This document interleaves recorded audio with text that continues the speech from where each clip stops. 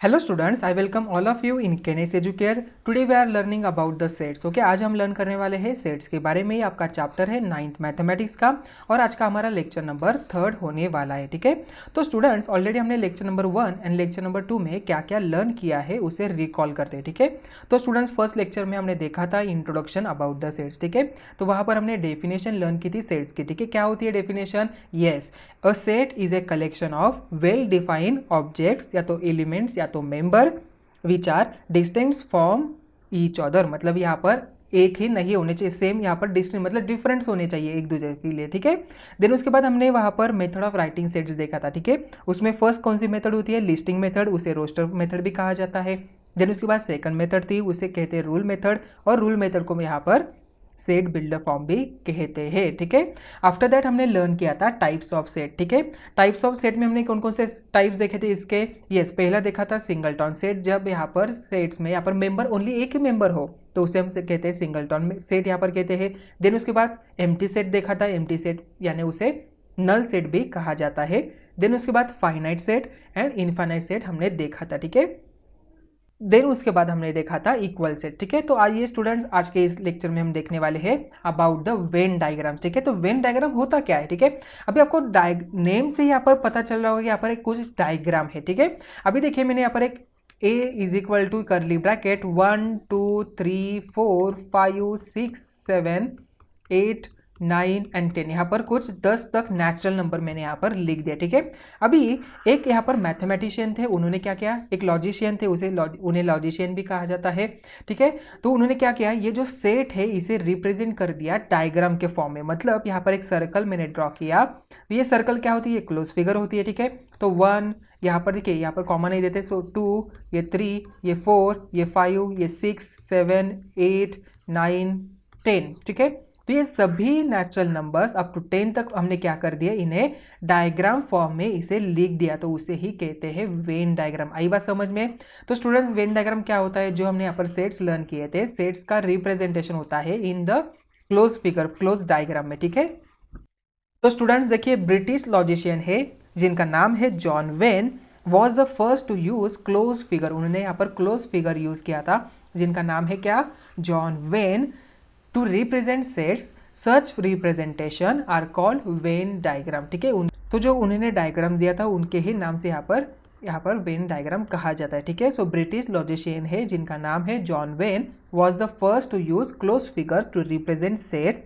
Such representation are called Venn diagrams. ठीक है, तो स्टूडेंट ये जो वेन डायग्राम है are very useful in order to understand and illustrate the relationship among sets and to solve the example based on the sets. Because देखिए, यहाँ पर एक सेट है और ये अनदर सेट है, यहाँ पर इसके कुछ मेंबर्स है, तो इसके यहाँ पर कुछ मेंबर्स है। ठीक है, तो मुझे यहाँ पर इन दोनों सेट का कुछ रिलेशन हमें यहाँ पर लिखना है। मतलब यहाँ पर ए यहाँ पर इक्वल इक्वल सेट है क्या? ये दोनों मुझे लिखना है, तो कैसे हम यहाँ पर इजीली इसे आइडेंटिफाई कर सकते हैं। ठीक है, तो स्टूडेंट्स इसे हम यहाँ पर एग्जाम्पल की हेल्प से यहाँ पर जान लेते हैं। उससे पहले ये जो यहाँ पर लॉजिशियन है इनके बारे में कुछ जान लेते हैं। ठीक है, तो स्टूडेंट देखिए, John Venn is the first mathematician who gave the mathematical form to logic and probability. His famous book is a logic of chance. ठीक है, इनका एक फेमस बुक है, उसका नाम है लॉजिक ऑफ चांस। ठीक है, देखिए 1834 टू 1923। ठीक है, उनका नाम क्या है? जॉन वेन, तो उन्हीं के ही नाम से यहाँ पर डायग्राम्स का नाम दिया है। ठीक है, तो वेन डायग्राम उसे कहते हैं। ठीक है, तो यहाँ पर कुछ एग्जाम्पल हम यहाँ पर अंडरस्टैंड कर लेते हैं। ठीक है, तो स्टूडेंट देखिए, यहाँ पर ए इज इक्वल टू है, A is equal to A in the listing form हमने यहाँ पर लिखा करली ब्रैकेट, सो 1 2 3 4 एंड 5। ठीक है, मैंने यहाँ पर क्या लिख दिया? यहाँ पर 5 तक मैंने यहाँ पर नेचुरल नंबर्स लिख दिए। तो मुझे यहाँ पर वेन डायग्राम की हेल्प से यहाँ पर इसे शो करना हो तो कैसे करूंगा? यहाँ पर मैंने सर्कल ड्रॉ किया, तो सर्कल में हमने क्या किया? यहाँ पर ए लिखना है, मतलब यहाँ पर ए यहाँ पर सेट है, ए क्या है यहाँ पर देखिए, सो 1 2 3 4 एंड 5, ये इसका रिप्रेजेंटेशन यहाँ पर हो गया। ये जो हमने सेट यहाँ पर लिखा, इसकी राइटिंग मेथड थी, इसे हम यहाँ पर डायग्राम फॉर्म में इसे कन्वर्ट कर दिया, तो ये बन जाती है इसके वेन डायग्राम। ठीक है, और एक हम यहाँ पर एग्जाम्पल ले लेते हैं। ठीक है, यहाँ पर एक एग्जाम्पल से यहाँ पर अंडरस्टैंड कर लेते। ठीक है, तो b is equal to in curly bracket, मतलब set b is a set of all x such that, यहाँ पर लिखना है देखिए x is a greater than और इक्वल टू -10, तो -10 ग्रेटर देन और इक्वल टू एक्स यहाँ पर आ जाएगा, एंड इज लेस देन और इक्वल टू 0, ठीक है, ये लेस देन और इक्वल टू 0 है, and x is an integer, x क्या है यहाँ पर, इंटीजर है, ठीक है। तो इसका रिप्रेजेंट हम करते हैं यहाँ पर डायग्रामेटिकल शेप से, ठीक है। तो यहाँ पर देखिए मैंने यहाँ पर एक स्क्वायर ड्रॉ किया, तो स्क्वायर में हम यहाँ पर इसे शो करते हैं because square its also close diagram, ये क्या है, क्लोज फिगर ही है। सर्कल भी क्लोज फिगर है, यहाँ पर ट्राइंगल भी क्लोज फिगर है। ओपन फिगर किसे कहेंगे, अगर यहाँ पर देखिए मैंने यहाँ पर ऐसे डायग्राम यहाँ पर ड्रॉ कर दी, ठीक है, यहाँ पर एक मैंने यहाँ पर ओपन डायग्राम यहाँ पर ड्रॉ कर दी, तो इसे कहते हैं ओपन फिगर, ठीक है। तो यहाँ पर देखिए ये क्लोज फिगर है, तो यहाँ पर हम लिखेंगे, देखिए कौन सी यहाँ पर वैल्यू आ जाएगी, ये 0 से और इक्वल टू होना चाहिए, एंड यहाँ पर ग्रेटर देन होनी चाहिए -10 से, मतलब एंड ये सभी इंटीजर्स होने चाहिए, मतलब कौन कौन सी वैल्यू हो गई, यस यहाँ पर आ गई -10, -9, -8, -7, -6, -5, -4, -3, then -2, -1 and 0, these are all are the set of B. तो यहाँ पर बी हमें लिखना है, ठीक है। तो यहाँ पर बी क्या हो गया, ये सभी सेट क्या हो गए, बी का सेट हो गया। इसमें कौन कौन सी वैल्यू है, -10, -9, -8, -7, -6, -5, -4, -3, -2, -1 एंड 0, ठीक है। तो आई बात समझ में, देखिए हमने यहाँ पर इसे वेन डायग्राम में से रिप्रेजेंट कर दिया, ठीक है। तो सबसेट देखिए, so if A and B are two given sets and every element of a set B is also an element of set A, then B is a subset of A which is symbolically written as B subset A. मतलब ये जो symbol है ये किसका symbol है, यहाँ पर ये सबसेट का सिंबल है, ठीक है। तो आपको क्या करना है, यहाँ पर सी लिखना है, सी ऐसे इसे सी लिखना है, देन उसके बाद आपको यहाँ पर लाइन देनी है। तो ये क्या हो गया, सबसेट का सिंबल यहाँ पर हो गया, ठीक है।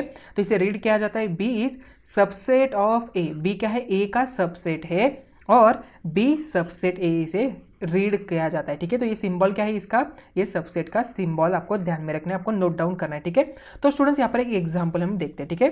तो आपके पास आपके कंपास बॉक्स होगी, ठीक है। तो आपके कंपास बॉक्स में ढेर सारे इंस्ट्रूमेंट्स हो गए, यहाँ पर पेन हो गए, आपकी स्केल होगी, यहाँ पर आपका स्क्वायर सेट होगा, आपका कंपास होगा, राउंडर होगा, ठीक है। तो ये सभी चीज आपने आपके कंपास में रख दी, ठीक है। तो ये क्या हो गया, ये आपका कंपास बॉक्स एक सेट हो गया, ठीक है। देन उसके बाद आपने कंपास बॉक्स आपके, तो अपने यहाँ पर इसे स्कूल बैग में रख दिया, ठीक है। तो स्टूडेंट अभी मुझे बताओ, ये जो सेट है ये भी क्या एक सेट है, और ये भी एक सेट है, ठीक है। स्कूल बैग भी आपका सेट है, यहाँ पर बहुत सारे नोटबुक है आपके आपके बहुत सारे यहाँ पर बुक्स है, ठीक है। तो ये कंपोस्ट बॉक्स मैंने क्या कर दिया, इस बैग में रख दिया। तो ये कंपोस्ट बॉक्स आपके बैग का एक यहाँ पर सेट हो गया, सबसेट हो गया। आई बात समझ, अभी सबसेट का मतलब देखिए, यहाँ पर कंपोस्ट बॉक्स मैंने आपके बैग में रख दिया, तो ये पूरा एक सेट हो गया। तो इस सेट में यहाँ पर एक सेट यहाँ पर हमने ऐड कर दिया, तो ये सेट क्या हो जाएगी, ये सबसेट हो जाएगा इस पूरे बैग का, ठीक है। तो यहाँ पर मैथमेटिकली हम यहाँ पर एग्जाम्पल ले लेते, ठीक है। एग्जाम्पल नंबर 1 हम देखते हैं, ठीक है। तो एग्जाम्पल नंबर 1 देखिए, यहाँ पर मैंने ए का सेट यहाँ पर लिख दिया, ठीक है। सो 1 2 3 4 5 6 7 अप टू 8 तक, ठीक है। यहाँ पर क्या है, 8 तक यहाँ पर मैंने नेचुरल नंबर्स यहाँ पर लिख दिए। तो बी का सेट मैंने यहाँ पर लिख दिया, बी का सेट है 2 4 6 एंड 8, ठीक है। तो यहाँ पर मैंने क्या लिख दिया, यहाँ पर इवन नेचुरल नंबर्स मैंने यहाँ पर लिख दिया, ठीक है। तो स्टूडेंट अभी मुझे आपको बताओ, यहाँ पर ये बी के जो आपको ये मेंबर्स दिख रहे हैं, यहाँ पर ए के सेट में दिख रहे हैं, देखिए 2 यहाँ पर है, 4 यहाँ पर है, 6 यहाँ पर, 8 यहाँ पर है, मतलब तो बी के सभी मेंबर्स यहाँ पर ए में आपको दिख रहे हैं, मतलब क्या हो गया, बी ए का यहाँ पर सबसेट कहलाएगा। तो यहाँ पर हम लिखेंगे so therefore B is subset of A. तो स्टूडेंट मुझे यहाँ पर ये इसे यहाँ पर वेन डायग्राम में रिप्रेजेंट करना हो तो कैसे करेंगे, देखिए यहाँ पर मैंने एक सर्कल ड्रॉ कर दिया, ठीक है, एक बिग सर्कल ड्रॉ किया, तो इसमें मैंने और एक स्मॉल यहाँ पर सर्कल ले लिया, ठीक है। तो ये स्मॉल सर्कल क्या है, ये बी का सेट रिप्रेजेंट करता है। यहाँ पर देखिए 2, देन उसके बाद 4, देन उसके बाद 6 एंड 8, ठीक है। और यहाँ पर ए का यहाँ पर सेट है, यहाँ पर देखिए ए का 1 3 5 7, ठीक है। अभी मुझे बताओ, यहाँ पर देखिए ए यहाँ पर पूरी डायग्राम है, इसमें यहाँ पर 2 4 6 8 भी आते हैं, यस देयरफॉर देखिए वेन डायग्राम का रिप्रेजेंटेशन कैसे हो गया, तो 1 2 3 4 5 6 7 8 ये सभी ए के सेट हो गए, और बी का यहाँ पर क्या हो जाएगा 2 4 6 8, यहाँ पर देखिए बी क्या हो जाएगा, ए का एक सबसेट है, ठीक है। तो इसका रिप्रेजेंटेशन ए से होगा, ठीक है। और एक यहाँ पर एग्जाम्पल हम अंडरस्टैंड कर लेते, ठीक है। तो एग्जाम्पल नंबर 2 है, एग्जाम्पल नंबर 2 हम यहाँ पर अंडरस्टैंड कर लेते हैं। देखिए N is equal to set of natural number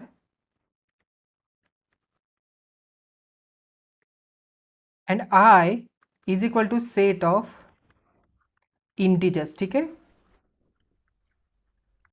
तो स्टूडेंट देखिए यहाँ पर मुझे इसे लिस्टिंग फॉर्म में लिखना है, तो यहाँ पर कैसे लिखूंगा, तो n इज इक्वल टू क्या आ जाएगा, इन करली ब्रैकेट देखिए सेट ऑफ नेचुरल नंबर्स, कौन कौन से नेचुरल नंबर होते हैं, तो 1 2 3 4 up to infinite, and integers कौन कौन से होते हैं, यहाँ पर i is equal to in curly bracket -3 -2 -1 0 1 2 3 up to infinite. ठीक है, अभी देखिए स्टूडेंट्स 1 2 3 4 यहाँ पर दिख रहा है आपको, 1 2 3 4 यहाँ पर भी इनफाइनाइट है, मतलब क्या होगा यहाँ पर, yes n is a subset of integers. देखिए यहाँ पर क्या हो गया, सो n क्या हो जाएगा, i का सबसेट यहाँ पर हो जाएगा, i मतलब क्या है यहाँ पर, इंटीजर्स है यहाँ पर, बिकॉज यहाँ पर नेचुरल नंबर आपको दिख रहा है। ठीक है, तो यहाँ पर n क्या है, यहाँ पर i का सबसेट यहाँ पर हो गया। ठीक है, आई थिंक अभी सबसेट आपको अच्छी तरह से अभी समझ में आ चुका होगा। और एक एग्जाम्पल हम यहाँ पर लेते हैं। ठीक है, तो थर्ड वन एग्जाम्पल लेते हैं। So third one example, so p is equal to in curly bracket x, यहाँ पर such that x is square root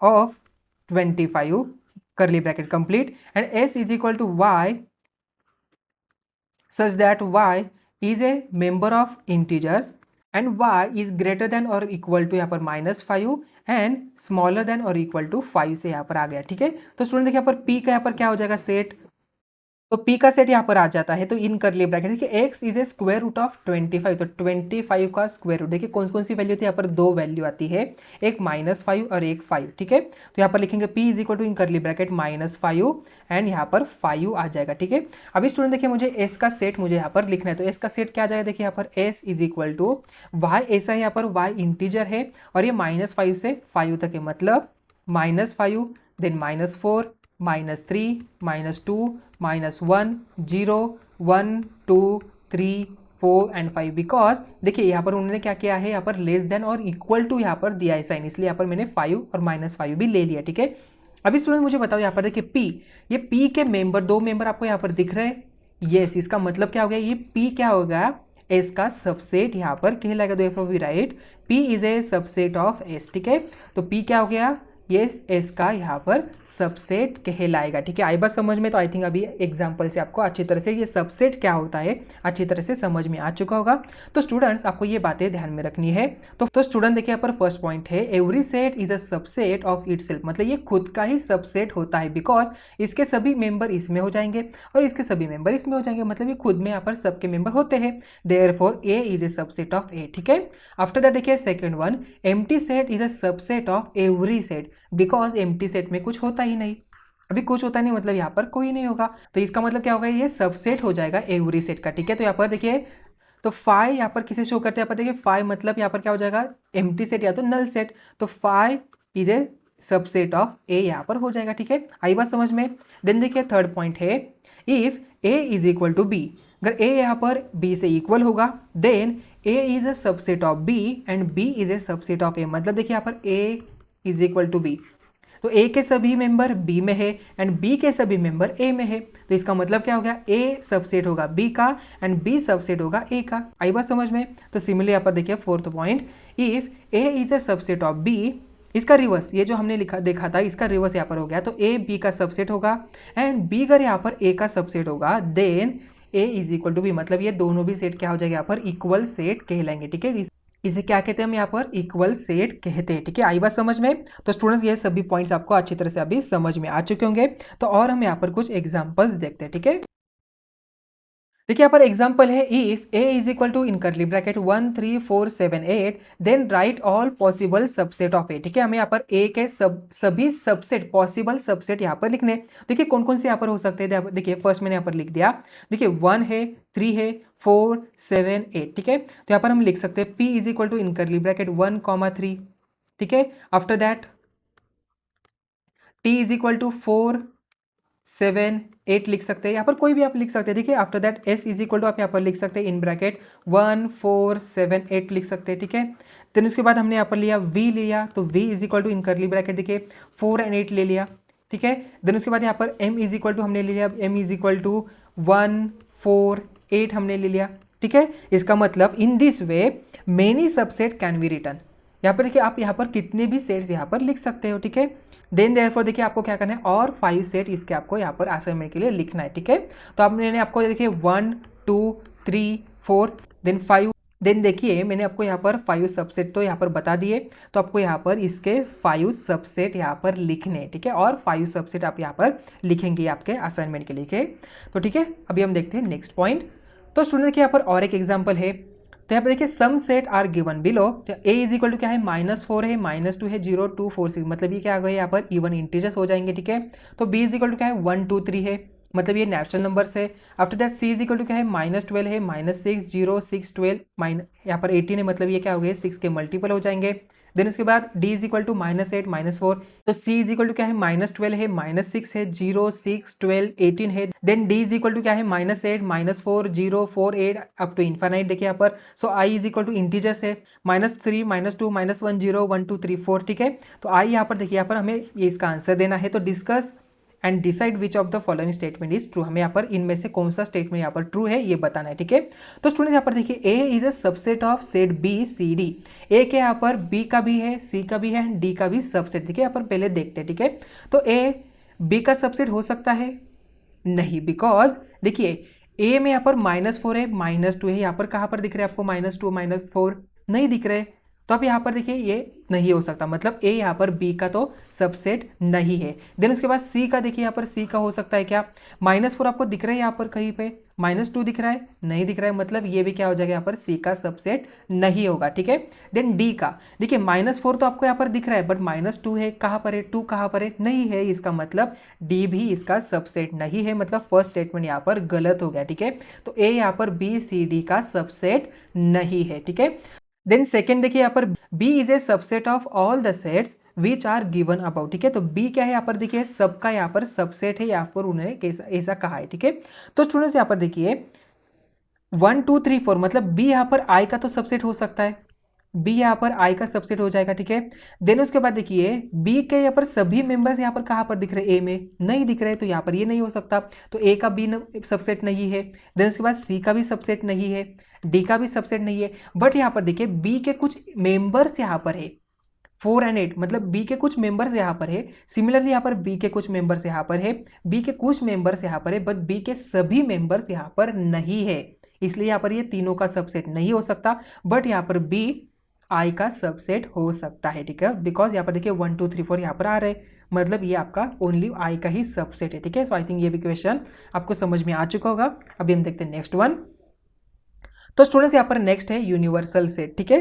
तो स्टूडेंट्स यूनिवर्सल सेट किसे कहा जाता है, तो think of bigger set which will accommodate all given sets. यहाँ पर देखिए सभी जो आपको यहाँ पर ए सेट दिया है, बी सेट दिया है, सी दिया है, डी दिया है, ई दिया है, तो ये सभी को मिलाकर जो पूरा यहाँ पर बिगर वन सेट बनता है तो उसे कहा जाता है यूनिवर्सल सेट, ठीक है।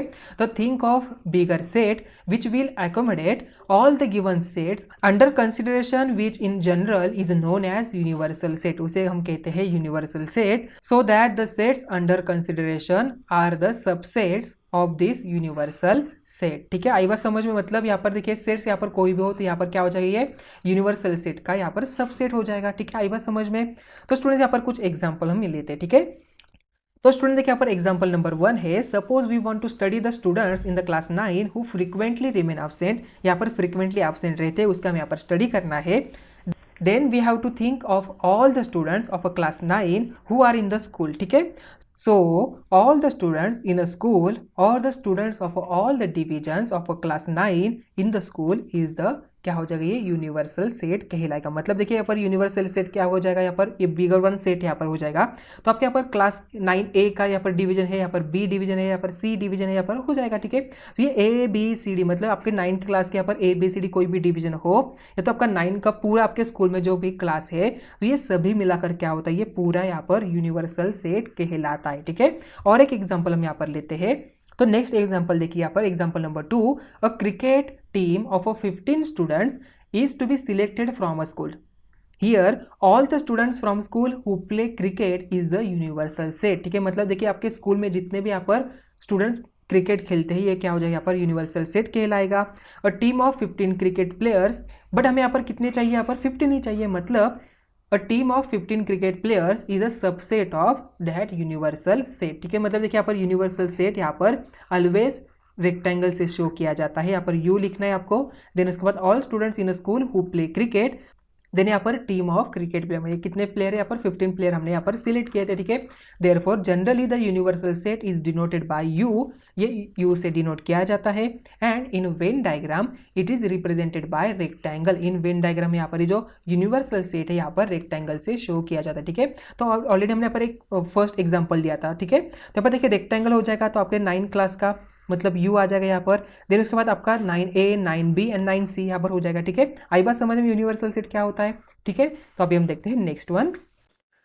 तो स्टूडेंट देखिए यहाँ पर नेक्स्ट है कॉम्प्लीमेंट ऑफ अ सेट, ठीक है। कॉम्प्लीमेंट ऑफ अ सेट किसे कहा जाता है, देखिए suppose u is an universal set, u क्या है यहाँ पर यूनिवर्सल सेट है। If b is a subset of u, b क्या है u का सबसेट है। देन मतलब यहाँ पर देखिए यहाँ पर u है, रेक्टेंगल से हमने शो किया, मतलब यहाँ पर कुछ मेंबर्स यहाँ पर एलिमेंट है u के, और यहाँ पर b क्या है, ये u का एक सबसेट है, ठीक है। यहाँ पर कुछ मेंबर्स है b के। अभी स्टूडेंट्स यहाँ पर जो बच जाते हैं ये सभी कुछ तो यहाँ पर बचेंगे ना, तो ये क्या हो जाते हैं, ये कॉम्प्लीमेंट होते हैं b के। Then the set of all elements in u which are not in a set b is called complement of b। आई बात समझ में, मतलब देखिए ये हमारा यूनिवर्सल सेट है रेक्टेंगल से, तो ये बी क्या है, इसका सबसेट है। देखिए बी में कुछ मेंबर्स यहाँ पर है और यहाँ पर बचे मेंबर्स है ना यहाँ पर कुछ, तो ये सभी मेंबर्स क्या हो जाएंगे, ये बी के कॉम्प्लीमेंट कहलाएंगे, ठीक है। तो इसे हम यहाँ पर शो कैसे करते हैं, तो is denoted by B dash और बी सी, मतलब बी कॉम्प्लीमेंट या तो बी डैश से हम यहाँ पर इसे शो करते हैं, ठीक है। So B is defined as follow, तो यहाँ पर डिफाइन करते हैं, देखिए यहाँ पर so B dash is equal to in curly bracket x such that x is a universal set, x के यहाँ पर यूनिवर्सल सेट है and x is not a member of b, x क्या है यहाँ पर b का मेंबर नहीं है, तो यहाँ पर इसे डिनोट किया जाता है, इसे डिफाइन किया जाता है, ठीक है। आई बात समझ में। तो स्टूडेंट्स यहाँ पर कुछ एग्जांपल्स से यहाँ पर इसे अंडरस्टैंड करते हैं, ठीक है। तो स्टूडेंट देखिए यहाँ पर एग्जांपल नंबर 1 है, यहाँ पर एग्जांपल नंबर 1 हम लेते हैं, तो u is equal to in curly bracket 1 2 3 4 5 6 7 8 9 and 10, ठीक है। करली ब्रैकेट मैंने यहाँ पर कंप्लीट कर दिया। अभी ए का सेट मुझे लिखना है, तो ए का सेट यहाँ पर हो जाएगा 2 4 6 8 एंड 10, ठीक है। देन उसके बाद देखिए यहाँ पर मैंने इसे वेन डायग्राम से यहाँ पर डिनोट किया, यहाँ पर मेरा रेक्टेंगल यहाँ पर आ जाएगा, ठीक है। आपको रेक्टेंगल अच्छी तरह से ड्रॉ करना है with the help of scale, तो ये यू यहाँ पर आ जाएगा। देखिए 1 2 3 4 5 6 7 8 9 10, मतलब देखिए 2 यहाँ पर है, देन देखिए 4 यहाँ पर है, 6 यहाँ पर है, 8 यहाँ पर है, ठीक है, एंड 10 यहाँ पर है, ठीक है। मतलब ए के सभी मेंबर यू में है, मतलब ए क्या हो जाएगा, यू का सबसेट हो जाएगा। तो वी राइट डाउन, हम यहाँ पर सबसेट ड्रॉ करते हैं ए, तो यहाँ पर आ जाएगा 2 4 6 8 एंड 10, एंड जो यहाँ पर रिमेनिंग एलिमेंट्स यहाँ पर आ जाएंगे, तो 1 3 5 7 एंड 9, ठीक है। तो ये रिमेनिंग यहाँ पर जो मेंबर आ गए, तो ये क्या हो गए, ये ए के यहाँ पर कॉम्प्लीमेंट यहाँ पर हो जाएगा। सो यहाँ पर ए का कॉम्प्लीमेंट यहाँ पर लिखेंगे, तो ए का कॉम्प्लीमेंट क्या हो जाएगा, तो 1 3 5 7 एंड 9 यहाँ पर ए का कॉम्प्लीमेंट यहाँ पर आ जाएगा, ठीक है। सो आई थिंक अभी ये समझ में आ चुका होगा। अभी देखिए तो ए का कॉम्प्लीमेंट क्या हो जाएगा यहाँ पर 1 3 5 7 9, ये जो यहाँ पर रिमेनिंग है ए को छोड़ के, तो ये सभी क्या होते हैं, ए के कॉम्प्लीमेंट यहाँ पर हो जाते हैं, ठीक है। तो और एक एग्जाम्पल हम यहाँ पर लेते हैं, ठीक है। तो स्टूडेंट देखिए यहाँ पर एग्जांपल नंबर 2 हम लेते हैं, ठीक है। So suppose u is equal to in curly bracket 1 3 9 11, okay 11 13 then 18 and 19, करली ब्रैकेट हमने यहाँ पर कंप्लीट कर दिया। तो b is equal to in curly bracket 3 9 11 and 13, ठीक है। यहाँ पर ये b के मेंबर्स है, ठीक है। अभी यहाँ पर मुझे वेन डायग्राम से शो करना है, तो यहाँ पर मैंने वेन डायग्राम यहाँ पर ड्रॉ कर दी, देखिए u यहाँ पर आ जाएगा, ठीक है। तो 3 9 11 13, यहाँ पर देखिए b के सभी मेंबर्स यहाँ पर u में है, देयरफॉर क्या हो जाएगा, b is a subset of u, so we write down. यहाँ पर आप अनदर डायग्राम भी यहाँ पर शो कर सकते हैं, ठीक है। यहाँ पर सर्कल मैंने यहाँ पर शो कर दिया।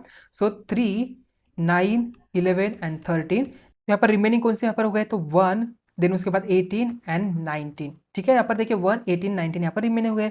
अभी b का मुझे कॉम्प्लीमेंट यहाँ पर लिखना है, तो कैसे लिखूंगा, तो देयरफॉर b का complement is equal to in curly bracket 1 18 and 19, ठीक है।